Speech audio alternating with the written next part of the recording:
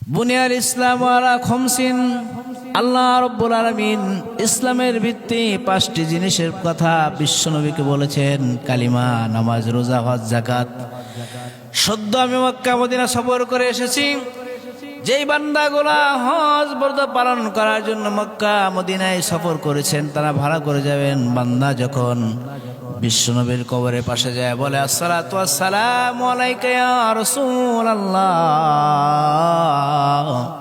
ও আল্লাহর বন্ধু, আমি বাংলার জমিন থেকে আসছি আপনাকে সালাম দেওয়ার জন্যে।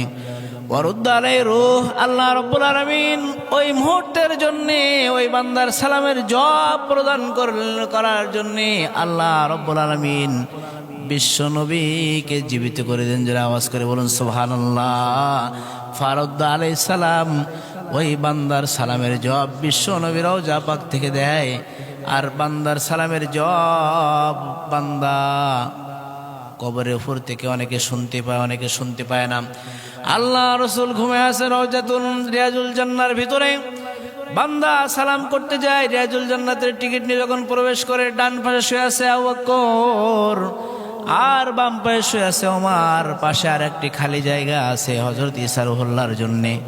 দুনিয়া কা সদাকত মে তেরা নাম রহেগা, सिद्दीक तेरे नाम से इस्लाम रहेगा, दुनिया के अदालत में तेरा नाम रहेगा, फारूक तेरे नाम से इस्लाम रहेगा, दुनिया के शुजात में तेरा नाम रहेगा, उस्मान तेरे नाम से इस्लाम रहेगा। जरा आवाज करे बोलूं सुभान अल्लाह।